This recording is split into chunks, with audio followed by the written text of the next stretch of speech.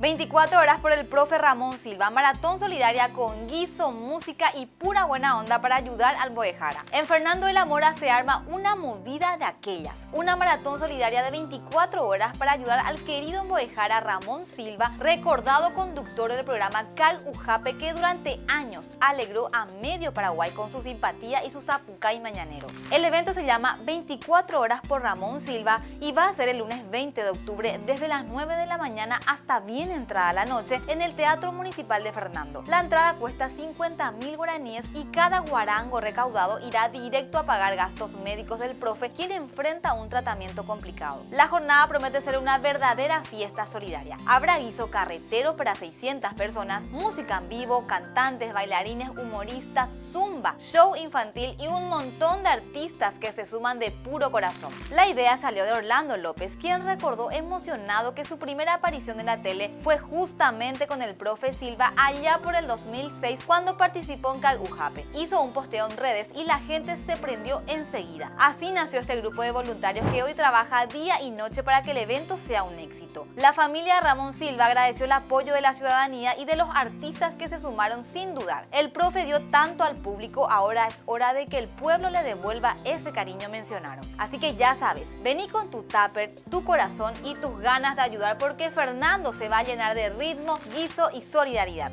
Ñan de Pueblo se une cuando uno de los nuestros más necesita.